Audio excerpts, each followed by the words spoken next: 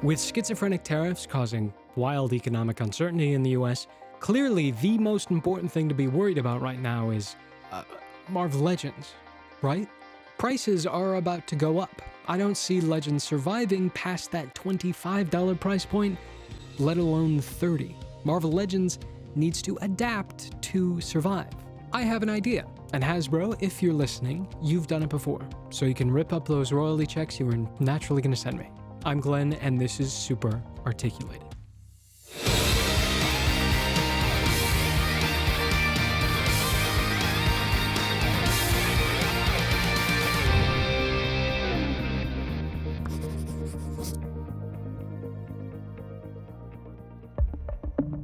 Here's the pitch. What if there was a marketing gimmick that allowed consumers to feel like they were completing a Build-A-Figure each time they purchased a single figure? A gimmick that could tell a story by thematically tying characters together. A gimmick that not only incentivizes the purchase of each figure in a wave, just like a BAF would, but maybe even multiples. Before I can reveal what that gimmick is, I need to set the stage. Marvel Legends has utilized Build-A-Figures since the Galactus series in 2004. They're a great marketing strategy. Buy all the figures in a wave to build a free bonus character. And that worked for a long time, until the COVID pandemic hit and prices jumped 25%. Retailers stopped ordering BAF waves as customers trained themselves to wait for clearance, wait for retailers to pawn off their stock to discount stores. As a result, 2024 saw fewer BAFs than any year in the past decade. Build-A-Figures have been the face of Marvel Legends for 20 years, and now they're not being sold at Walmart. That's crazy. Hasbro doesn't seem to be doing well as a business either, and while the Legends team are planning figures throughout 2026, the Marvel license is supposedly going up for renewal soon. But with the US's status as an economic pariah and a looming recession, if I were an executive at Hasbro, I would not renew any Disney license. I don't think Hasbro can afford to keep writing checks for hundreds of millions of dollars of 20+% licensing fees, especially after Disney so severely devalued their own brands. Putting my collector cap on, I don't really care about Hasbro the corporation, but I think the people, Dwight, Brian, Dan, and the whole Marvel squad do an excellent job. Selfishly, I still think Hasbro should bid for the Marvel 6-inch collector license, and I'm hoping some of the ideas presented in this video can be used in their pitch. But how do you keep interest up and costs down without pissing off collectors? Here's my strategy. Re-establish Marvel Legends at retail by permanently retiring the BAF concept. But something needs to replace that completionist incentive. And I'm sorry, but mini comics aren't it. Otherwise, the wide net of characters Legends is known for casting will devolve back into constant variations of Batman. Spider-Man. Marvel Legends needs a new gimmick to breathe life back into the line, to reach a wide audience again, and to let collectors have a little fun. This new gimmick I'm proposing synergizes 3 proven concepts that helped foster the golden age of Marvel Legends in 2016. Concept 1, themes. This is on the widest possible setting. When Marvel Legends rebranded as the Infinite series in 2014, a lot of things changed for the better, one of which was a consolidation of all the different Marvel franchises under the same brand. Assortments for each wave stopped including whatever random characters would cost out, and instead followed a strict theme, a through line to psychologically tie the figures together. For example, a Spider-Man themed wave would include a Spider-Man figure, supporting characters, allies, and villains. Children could create entire storylines from figures in a single wave, and collectors could fill huge gaps in their displays all at once. It's no wonder retailers didn't order assortments like the 2024 Zabu wave. All the characters feel like leftovers. Concept 2. Anchor characters. Ever since Hasbro's first wave in 2007, they've included some variation of what is now the Big Six, with few exceptions. Spider-Man, Wolverine, Hulk, Captain America, Iron Man, and Thor to a lesser extent. Even when it doesn't make sense, because everyone at least recognizes these characters, whether they're from movies, cartoons, TV shows, video games, novels, or even radio plays. And that recognition can create the perfect jumping on point for new customers. That's why retailers want to see those names when they're ordering stock for the year. They're almost guaranteed sales. Concept 3. Interchangeable parts. Back in the Toy Biz days, or now if you're a multiverse collector, if you wanted an alternate head, you had to buy an entirely different figure. If you wanted hands to have a new grip, you had to awkwardly pose each individual finger. The Infinite series again changed that, and started including interchangeable heads and hands as a low-cost way to massively increase perceived value. They've not only become an integral part of the Legends brand, but virtually every other collectible toy line. Interchangeable parts alone can sell figures, especially when alternate portraits represent a different era or character altogether. Many collectors like myself, in this instance, buy two of the same figure just to display each head. A single accessory that sells multiples of the same figure. Remember that. These are the concepts I'd like to see the Marvel team utilize going forward.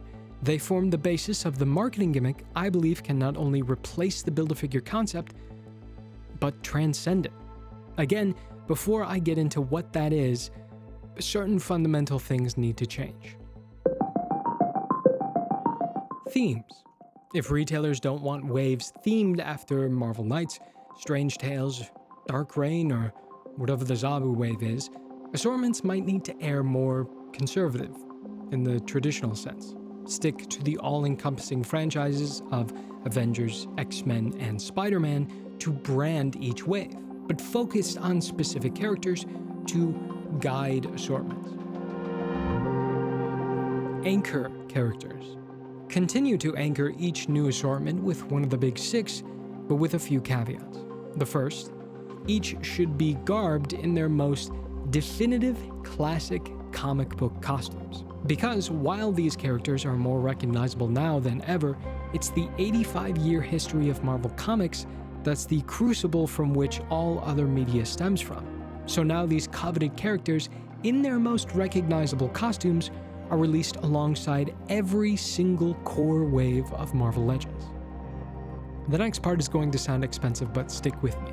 To physically replace the BAF slot in each wave, upgrade those anchor characters to the deluxe SKU. I wrote the first version of this script like a year before I'd read the rumors of the new Maximum series, but that's essentially what I'm talking about. Except I'm proposing fully integrating those deluxe figures into the main line at a more retail-friendly price point. And I say deluxe, not just in piece count, but truly next generation, definitive versions of these classic characters so they hold up for the next 10 or so years. Because to justify those piece counts and pay for all those new molds, continuously cycle these deluxe anchor figures wave after wave. Captain America, Iron Man, Thor, Hulk, then back to Captain America and repeat. Now, these iconic, definitive, guaranteed sellers release at a more sustainable rate. Not as annoyingly evergreen as those Marvel Studios figures, but frequent enough so consumers aren't waiting years between re-releases. Now, let's turn up demand. This is where the mildly predatory but fun part comes in. Here's the gimmick. Interchangeable parts. Interchangeable parts are the key. To spiritually replace the BAF concept, include one extra interchangeable part with each figure that both literally and thematically ties into the other characters of the wave. For example, an Avengers-themed wave is anchored by a deluxe classic Captain America. He needs an ally. How about a first appearance Bucky Barnes? His Build-A-Figure piece equivalent could be a first appearance Captain America interchangeable head to fit the deluxe cap, ultimately incentivizing the purchase of both Bucky, just like a Build-A-Figure would, but maybe even an additional classic cap at the deluxe price point. Another example, Captain America needs a villain to fight. Why not face off with a contemporary Red Skull? He could include an evil, sneering clone Steve Rogers head that ideally fits on either body. Essentially, each figure comes with an accessory that transforms another figure into a different version of themselves. It's like completing a BAF each time a customer buys another character in the wave. Now, this is a thin line to walk. In order to avoid backlash and ire of the collecting community, some rules will be required. This new accessory ought to fundamentally change the figure it belongs to, meaningfully transforming characters into distinct iterations of themselves or different characters altogether. Don't be like Bandai and pull a basic accessory like an unmasked Darth Vader head and shove it into a box with Luke Skywalker, or piecemeal alternate expressions like Gohan in their Dragon Ball superhero assortment. Be more like Medicom, when they included Demon Batman accessories with their Batman Begins Scarecrow figure, or when Hush Superman came with a kryptonite ring for Hush Batman. That's why releasing the anchor character at the deluxe SKU is so important, so collectors feel like they're buying, because they are, a wholly complete figure first, before investing in these supplementary accessories. So this new BAF piece replacement feels like, because it is, a true bonus. But wait! There's more. How about when a character might be expected to pegwarm? Let's say one of Cap's love interests, Diamondback, fills that role. Normally she might come with a key Build-A-Figure piece, but now, not only could she come with a Captain America accessory, but the deluxe cap could come with a Diamondback accessory. Now the anchor of the wave and the Pegwarmer are intrinsically linked, deeply incentivizing the purchase of both. For an example of a non-portrait interchangeable part, let's include a supporting character, the original Human Torch.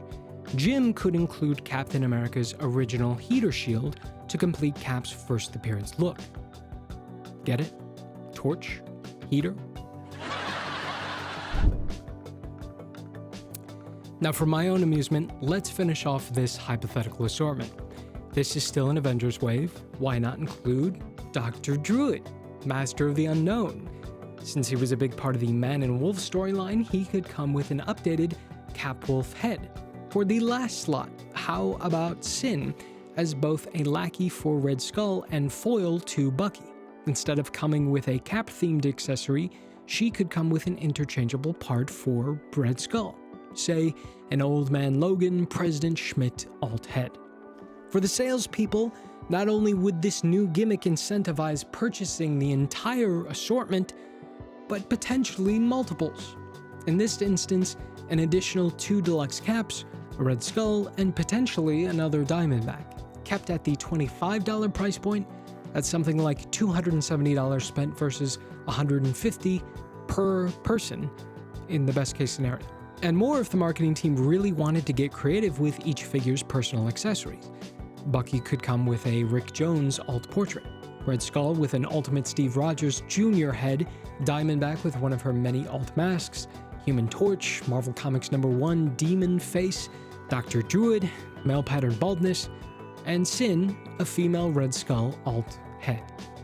Point is, the possibilities are nearly limitless with this concept. Its versatility far outmatches that of Build-A-Figures, and at a lower cost, especially as the well of big popular characters runs dry.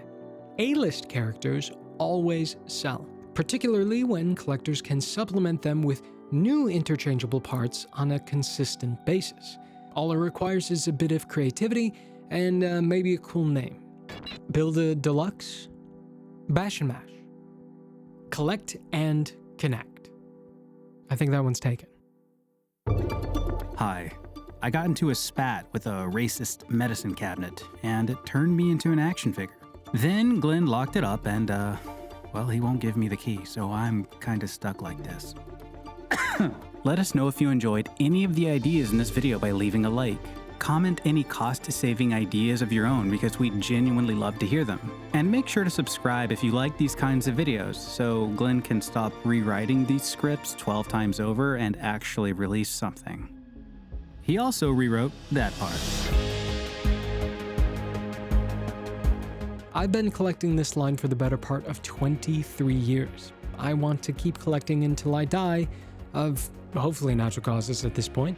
I believe the Build-A-Figure concept should be retired to ensure the longevity of the brand at the $25 price point. But to continue incentivizing completionism, spiritually replace that BAF concept with the legally distinct collect and erect system. Interchangeable parts that both literally and thematically tie each figure together. That rewards us for being collectors. That allows us to have a little fun. Just like when Juggernaut Wave Kitty Pryde came with a classic Onslaught head. Ultimate Riders Professor X packed in a Shadow King head, and even when the Wong 2-pack included an updated Dormammu head with corrected deco. But the train doesn't stop there. It's going to take a lot more than a very cool and smart marketing gimmick to restore Marvel Legends to its former glory. In the meantime, watch out for the next video in this series where I argue why Marvel Legends should stop releasing MCU figures. I'm Glen, and this is Super Articulated.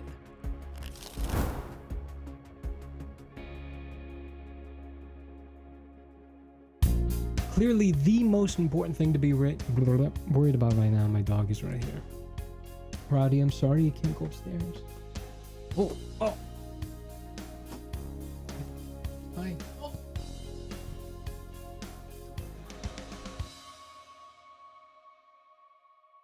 All done. Bye-bye.